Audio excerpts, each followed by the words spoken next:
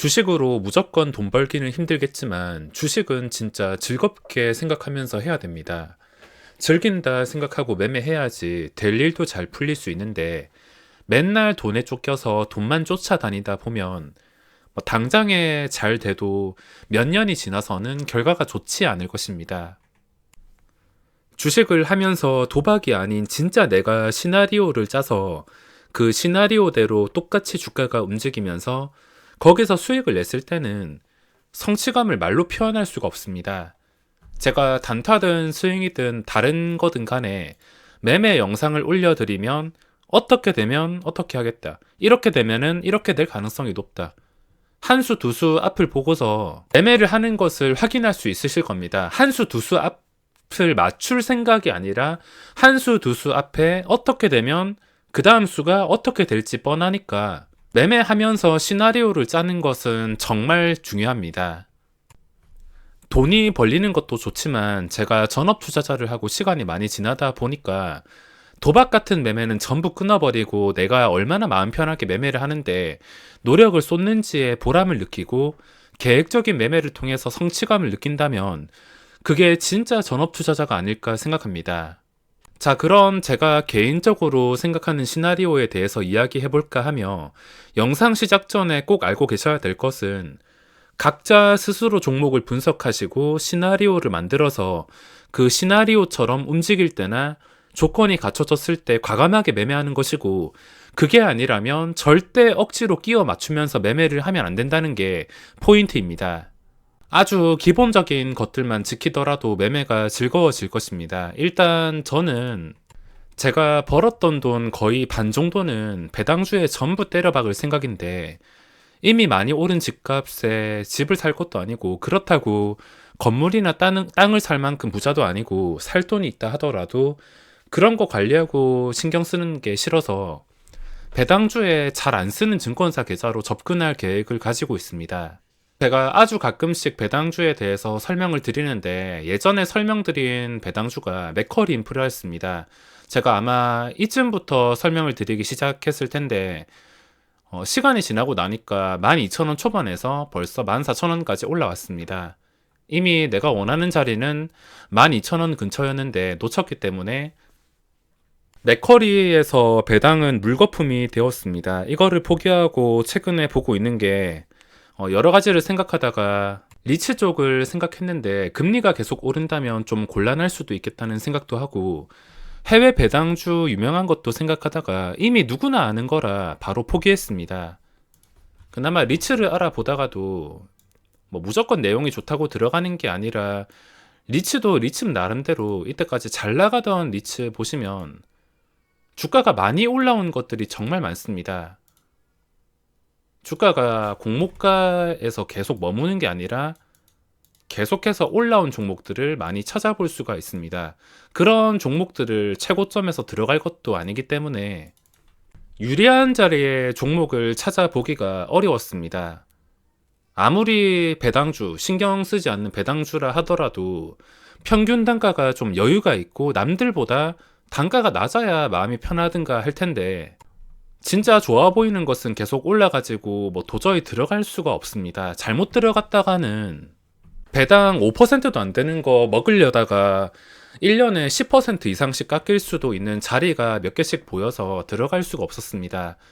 그래서 우연치 않게 눈에 띄는 게 신생 리츠로 시선이 쏠리고 있으며 또 우연치 않게 글로벌 리츠 쪽으로 신경을 쓰게 되었습니다. 그중 대표적으로 보던 게 JR 글로벌 리츠와 미래에셋 글로벌 리츠, 내용이 좀 나쁘지 않아서 보고 있는데 미래에셋 글로벌 리츠는 이게 맞나 싶을 정도의 각도로 너무 많이 상승해서 여기서 더 빠지면 매수해야지, 더 내려와서 5,000원 근처까지 오면 매수해야지라 생각을 하긴 했었는데 또 리츠를 좀 급하게 담을 것도 아니고 차라리 올해는 포기하고 배당락으로 인해서 평균 단가 좀 낮게 잡기 위해서 내년 초쯤을 생각하고 있었습니다. 내년 초쯤에 또 대형주 몇 개가 공모주 청약에 있기 때문에 거기에서까지 돈을 굴리고 나서 리츠로 좀 진입을 해볼까 생각을 하고 있었는데 그새에 올라서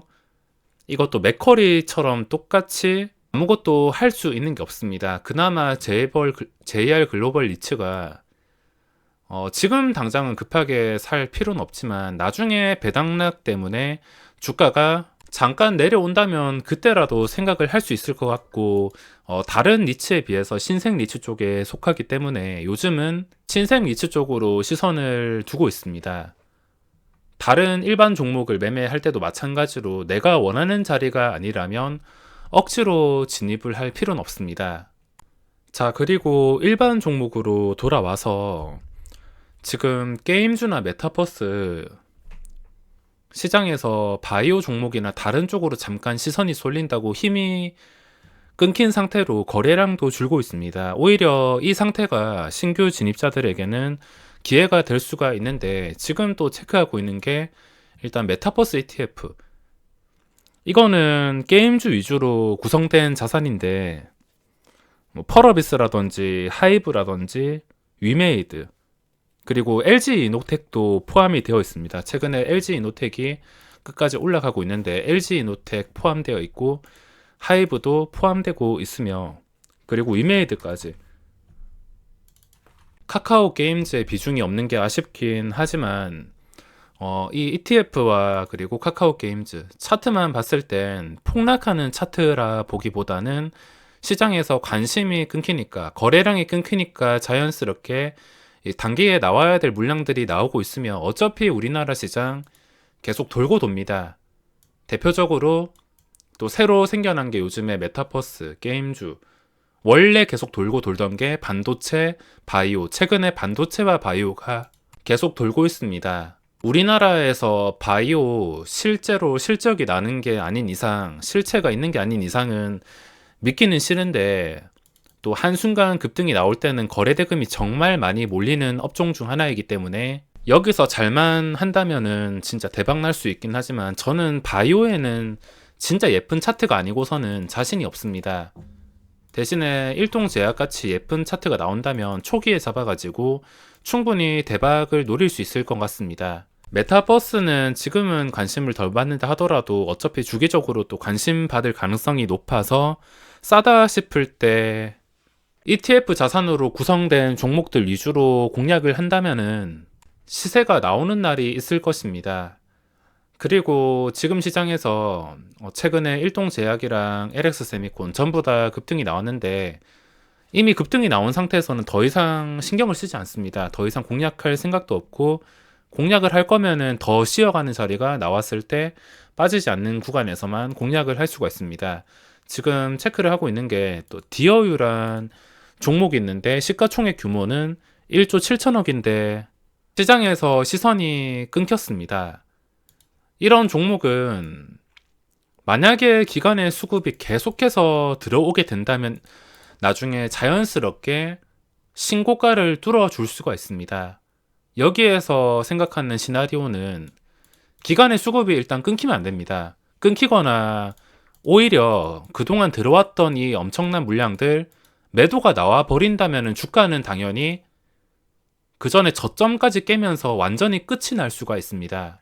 메타버스 테마들이 진짜 끝없이 날뛰는 정도가 되는 게 아니고서는 이 수급이 다시 나가버린다면 주가는 위험할 수가 있습니다.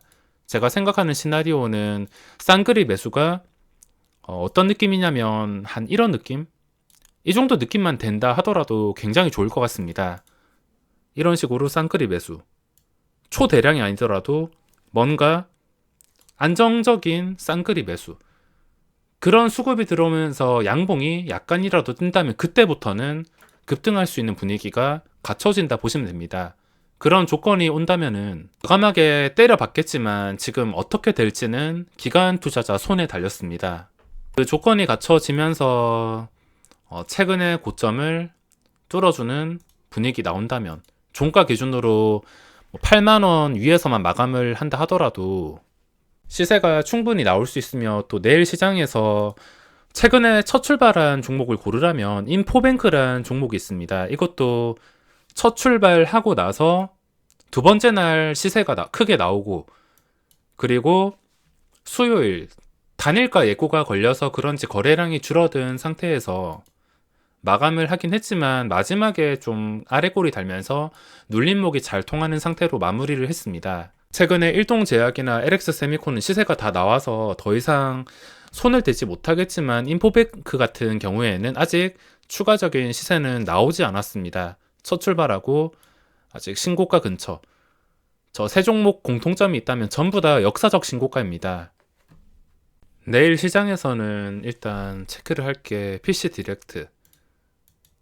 역사적 신고가가 나왔습니다. 상한가 힘들게 마감을 했는데 합리적인 시초가 형성되고 나서 적당히 눌렸을 때 빠지지 않는다면 또 먹을 자리가 생길 수가 있습니다. 시장에서 기본적인 관심을 크게 받고 있어서 PC 디렉트랑 그리고 인포뱅크 이거 두 개의 눌림목으로 생각을 하고 있으며, 그리고 디어유 같은 경우에는 언제가 될지 모르겠지만 차트가 최근의 고점 근처까지 올라오면서 수급이 붙는다면 그때부터는 급등하는 분위기가 나올 수가 있습니다.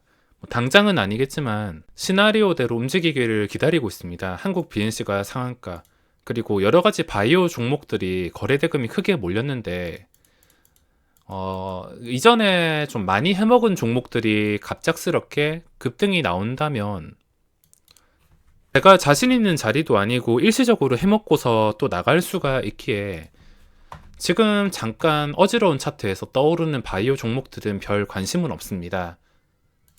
계속 올라간다 하더라도 제가 자신 있는 차트는 아니라서 공략이 어려울 것 같습니다. 그리고 시간의 거래에서도 거리두기 발표 소식 때문에 재택근무나 그 관련주들이 크게 올랐는데 이거 역시 그냥 그런가 보다 하고서 신경을 쓸 생각은 없습니다. 제가 약하다고 자신 없다고 이 종목들이 안 좋은 건 아닙니다. 제가 따라가기 힘들고 저랑 안 맞아서 안 할 뿐이지 구독자분들께서도 제가 설명하는 것은 참고만 하시고 본인에게 맞는 종목에서 계획을 세우시고 집중한다면 성취감 있는 매매를 하실 수 있을 것입니다. 쉽게 말해서 저는 인포뱅크, 디어유, PC 디렉트 눌림으로 생각하고 자신 있어서 보는 것인데 다른 분들은 잘 안 맞을 수가 있습니다. 다른 분들은 한국 BNC에서도 수익을 내거나 상한가를 먹었을 수도 있고 다른 바이오에서도 충분히 수익을 냈었을 겁니다. 그러니까 종목은 억지로 맞추진 마시고 자신이 잘 매매를 했던, 내가 많이 지켜봤던 종목에서 집중하시길 바랍니다. 그럼 이번 영상은 여기서 마무리하겠습니다.